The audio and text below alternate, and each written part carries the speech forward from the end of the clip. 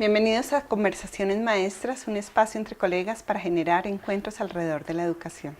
Hoy tenemos a Deidamia García. Ya casi, sí. Muy buenos días. ¿Cómo fue que dijiste que era la traducción de tu nombre tan bello? Bueno, buscando la historia del nombre, paciente al combatir. Perfecto para la conversación de hoy. Paciente al combatir. Hoy estamos con Deidamia García, una psicopedagoga interesada profundamente en el tema de la educación para la paz. Nos encanta tenerte aquí y estamos convencidos que la única manera de ser mejores personas es construyendo espacios de paz. Una palabra grande que nos dimensiona y nos trae como una experiencia de algo que los colombianos todavía no hemos vivido. Sin embargo, pensando en la conversación previa que tuvimos a esta que estamos teniendo ahora y que vamos a realizar durante estos minutos, el tema de reconocer que tú has trabajado en la política sobre educación para la paz nos trae como la gran pregunta de qué se trata ese universo grande de la paz, desde la perspectiva de lo que has logrado hacer en esa dimensión del lugar de la propuesta política, de la propuesta grande, amplia. Bueno, pues gracias por invitarme a esta conversación con maestros y maestras. Yo creo que es muy importante esa comunidad de aprendizaje que se construye en estas conversaciones y la necesidad de tejer redes para que la paz sea posible, justamente. Bueno, hay un momento en la vida que recoge otros momentos y que recientemente participo de una experiencia maravillosa en educación y como participante activa de esa experiencia hay un momento en que se dice, bueno, ¿cuál va a ser el papel de la educación en la construcción de la paz? Sobre todo si nuestro país se enfrenta justamente al reto y al sueño maravilloso de abandonar el conflicto armado y de construir paz. ¿Cuál va a ser el papel de la educación? ¿Qué responsabilidades tiene el sector de la educación? ¿Qué responsabilidades tenemos los maestros y las maestras? ¿Qué responsabilidades tienen los hacedores y hacedoras de política pública, educativa? ¿Cómo vamos a construir la generación de la paz? Y ahí arranca la pregunta de nuestra responsabilidad sobre la construcción de una educación para la paz. Y entonces hacemos una reflexión de educación para la paz. En el entendido de decir que vamos con el aula, en la escuela, pero que más allá de la escuela y que en esa relación escuela, entorno comunitario, contexto, se construye la educación para la paz. Es decir, entonces que ampliamos el horizonte necesariamente de la escuela, del colegio, pero que es con la escuela y con los colegios, que es en el aula de clase, con los maestros y las maestras, que construimos esa visión de educación para la paz y esa responsabilidad. Entonces, en materia de política general, pública y demás, decimos, bueno, hay unas 3 cosas que quizás podríamos ayudar a hacer. Una, dialogar con las comunidades escolares, los maestros, las maestras, los niños, las niñas, los jóvenes, los actores, definidores de política territorial, de esos territorios que históricamente han estado afectados por el conflicto armado, como es la educación rural en Colombia. ¿O cómo vamos a pensar educación para la paz? Y la paz sin trabajar en los territorios rurales, ¿sí?, que han estado muy afectados por el conflicto armado. Y no pensar que ya lo sabemos, sino que tenemos que ir allá, conversar justamente con las personas y trabajar sobre ello. Esa es una. La otra, dijimos, bueno, hay que hacer educación para la ciudadanía y la convivencia, construir programas integrales de educación para la ciudadanía y la convivencia que toquen los salones de clase, pero que toquen a los actores, escuchemos a los actores, a los maestros y las maestras que están en el día a día en el aula. Pero ¿cómo vamos a incorporar el tema de la convivencia en la escuela, en los aprendizajes? Porque la construcción de la educación para la paz pasa por una construcción de lo individual primero y de lo relacional también. Ese es el segundo. Sí. Y el tercero, en el que yo particularmente creo profundamente, es hay que construir un gran movimiento alrededor de la cultura, de las artes y su relación con la educación. los lenguajes son otros, los lenguajes de nuestros jóvenes son otros, los lenguajes en la escuela tienen que ser transformadores. Los niños y las niñas necesariamente no siempre están utilizando o haciendo uso de la palabra y de la expresión verbal, sino que utilizan otras formas. Hay que recuperar los símbolos o trabajar sobre los símbolos, sobre la resignificación también de ciertos símbolos. ¿Qué significa la paloma de la paz para nosotros? ¿No? ¿Y qué otras formas podemos hallar? Entonces, construir un movimiento social y cultural alrededor de las artes y su relación con la escuela. Son unos temas amplísimos, importantísimos, que nos llenan de preguntas. ¿Cómo tú desde tu ser psicopedagogo, allá de tu ser en la práctica del aula y en la escuela, reconociendo toda una experiencia amplia que has tenido desde el pensamiento de lo macro, del país, de todos estos escenarios que nos acabas de describir, cómo haces para hilar y poderte volver a meter en el aula? ¿Qué cosas tú crees que serían interesantes como recuperar de la práctica, del día a día, del aula, trayendo todas estas ideas importantes? ¿Cómo sería el hacer del maestro? De esos primeros, del primero y de ese segundo gran elemento, Sí. También del tercero, pero digamos uno, el contexto es importante. El contexto es importante, el territorio es importante. Háblese del territorio desde el cuerpo de las personas, de lo que somos corporalmente, de la piel que tenemos, de la piel que nos cobija, hasta el territorio de lo que vemos, digamos, a nuestro alrededor en términos de personas, de seres vivos y del ambiente en el que estamos. Entonces, para los maestros y para las maestras, y haciendo esta vida de maestra también, hoy más que nunca, seguramente lo sabía teóricamente, ¿no? Lo practiqué seguramente, pero a veces se nos olvida. El contexto es importante. ¿Cómo me lo podrías mostrar en una acción, en una actividad, en cualquier tipo de experiencia vital donde tú pudieras mostrar eso tan importante que acabas de decir? ¿Cómo se haría? ¿Cómo lo haría uno en la práctica? La historia de los niños y las niñas que nos acompañan es importante, Recuperar. Es una gran historia. La historia de sus familias, la historia de los maestros y las maestras que los educan o que trabajan en educación con ellos y ellas. No es lo mismo, tú puedes tejer política general, pero la política se individualiza, se personaliza. Entonces, se vive en el cuerpo. Yo creo que una de las cosas que haría es cuál es esa historia y qué tipo de construcción de memoria tenemos y cómo hemos construido la historia de la paz y de la reconciliación en nosotros y en nosotras mismas, ¿no? Entonces, cuando hablo de que el contexto es importante, de que la vida de las personas es importante, creo que no se puede hacer pedagogía para la paz sin pasar por la vida y por la historia de los propios actores. Entonces, eso es muy importante. Mi generación tiene en cada una de mis familias, de nuestras familias, alguien afectado directamente por el conflicto violento colombiano. Pero es igual para los niños y para las niñas de hoy. ¿Qué otro tipo de afectaciones tienen? De que son víctimas, por ejemplo. Son víctimas de otras situaciones, también violentas, cotidianas. Nosotros hablamos de un proceso de paz con las FARC, por ejemplo, ¿sí? ¿Eso se enseña en la escuela? ¿Cómo hablamos de las FARC en la escuela? ¿Qué tipo de elementos estamos contando?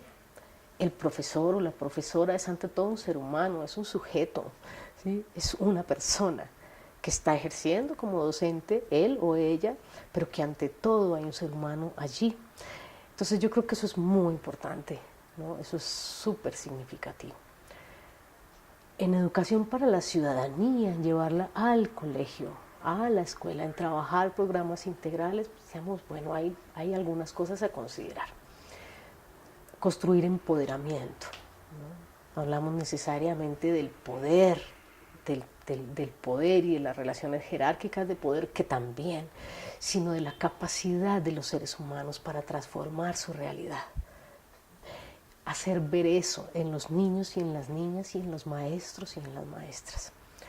Trabajar en la construcción de capacidades, ¿no?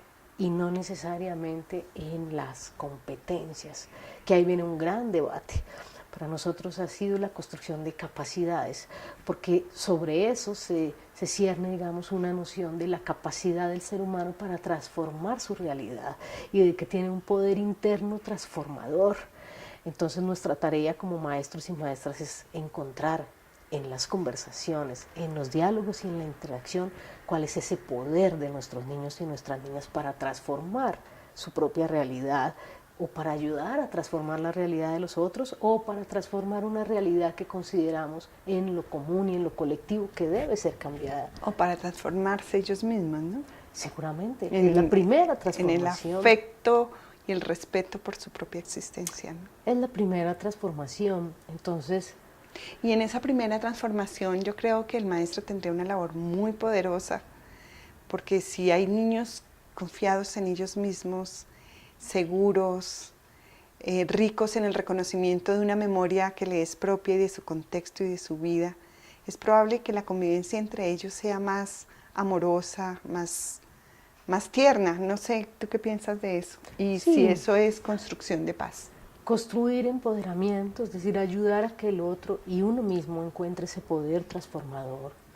Construir relaciones armónicas en el contexto escolar, ¿no? A partir del diálogo y a partir de encontrar otras maneras de asumir las dificultades que nos trae, que el otro sea diferente, ¿sí? Que tenga otras nociones de la vida, otros conceptos, otra historia personal, otra historia familiar, es muy importante. Que los maestros y las maestras sepamos que somos indudablemente docentes, maestros, maestras, pero que somos seres humanos, hombres y mujeres, y que tenemos un otro que está construyendo su propia manera de ver el mundo, de asumirla y su propia identidad, y que nuestra palabra o nuestro hacer juega determinante en esa construcción. Por ejemplo, cotidianamente, el lenguaje es poderoso. ¿Cómo nos referimos a los niños y a las niñas? ¿Sí? ¿Qué tipo de supuestos y de imaginarios tenemos sobre nuestra propia vida, sobre el ser hombres o el ser mujeres? ¿Sí? Que también transmitimos a los niños y a las niñas. Eso es muy importante. La construcción de género, la construcción de identidad y su relación con la paz. La gente diría, ay no, pues, pero ¿cómo se relaciona? Pero por supuesto que sí, ¿sí? Estamos tratando igual a los niños y a las niñas. Hacemos diferencias en el lenguaje para nombrarlos, para denominarlos, para significarlos. Le decimos a un niño o a una niña que está en el aula y que de pronto expresa una emoción, ¿por qué lo hace? ¿Por qué llora? ¿Sí? ¿Usted no puede llorar? El paso, digamos, el tiempo y el espacio que transcurre entre esa emoción expresada y lo que decimos como docentes y la construcción de la paz es absolutamente clave y determinante. ¿Sí? El reconocimiento del lenguaje entonces sería una de las, digamos, un tip interesantísimo para trabajar dentro del aula y en la escuela y en los diferentes contextos relacionales que tengamos para la construcción de paz. Es muy importante, yo creo que es muy, muy importante.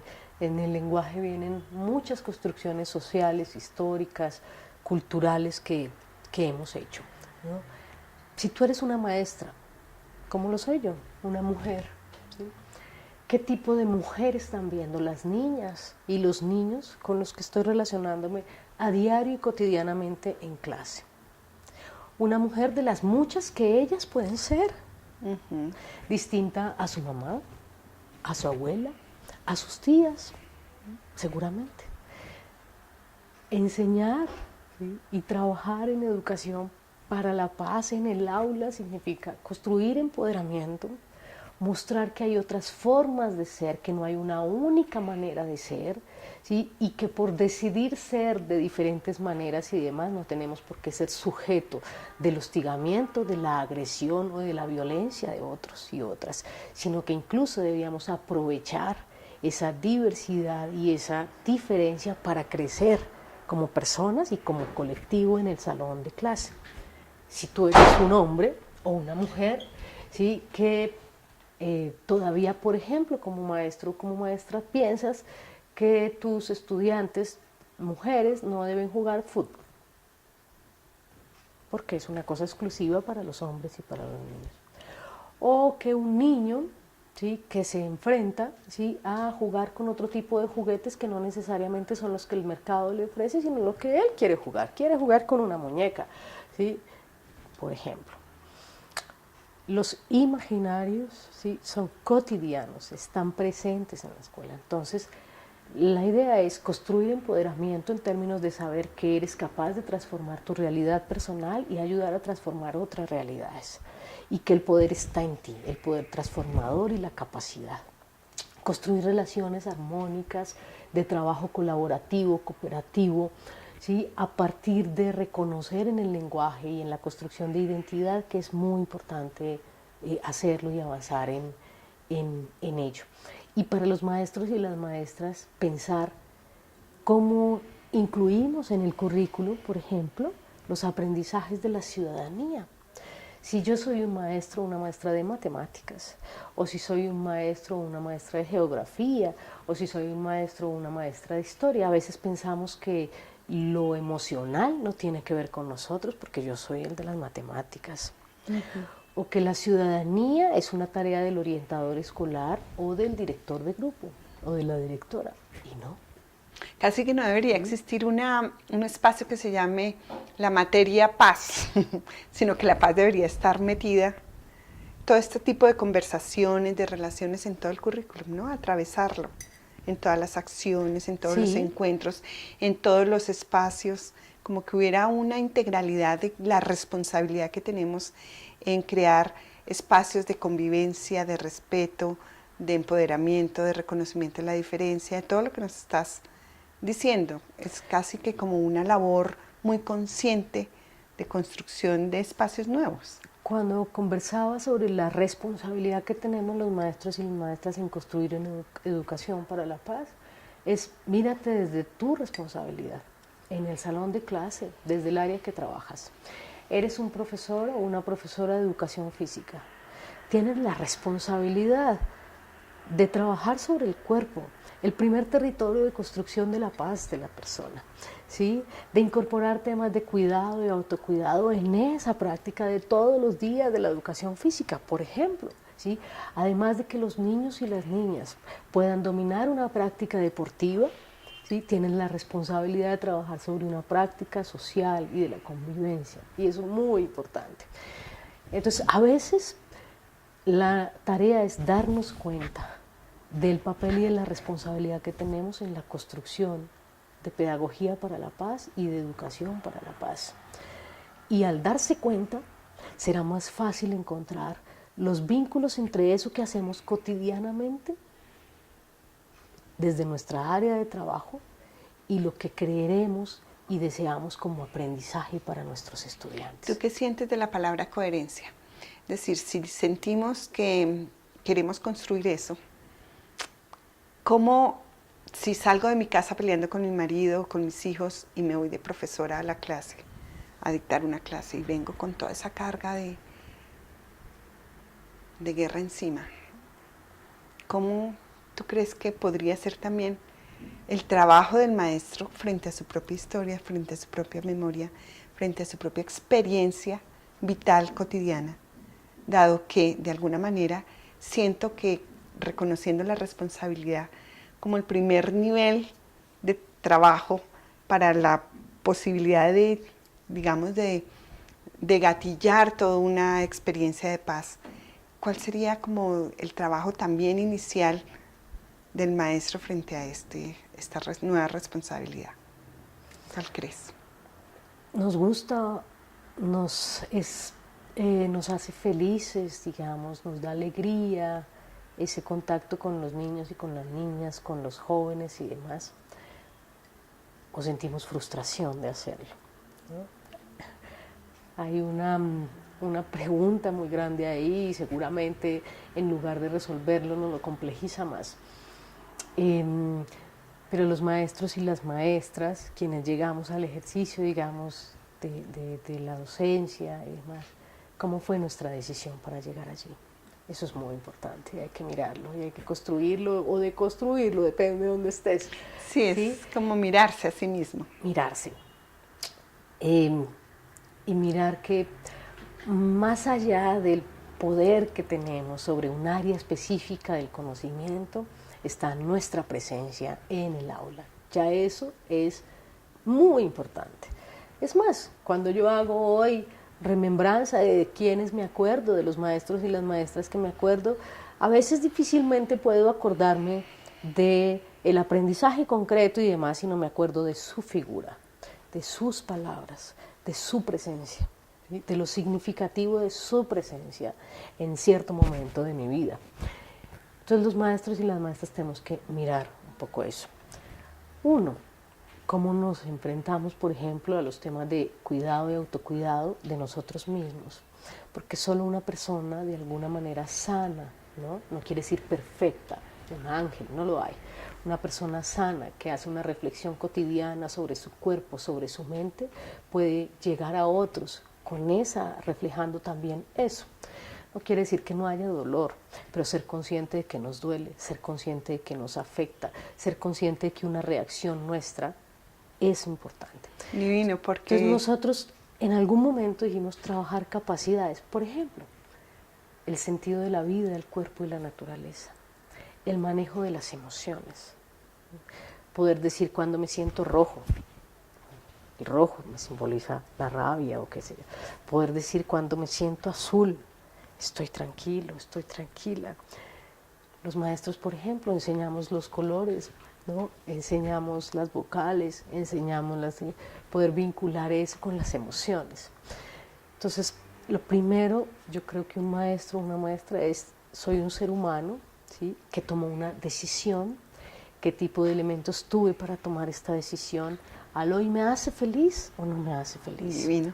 Es como una invitación que nos haces tú para entrar en relación a nosotros mismos y poder entonces desde la perspectiva del autocuidado, de la responsabilidad que tenemos en la relación con los niños, ser mejores seres humanos para propiciar, como para hacer una labor de contagio y desde ahí procurar una educación para la paz. Te agradecemos muchísimo tu presencia en este programa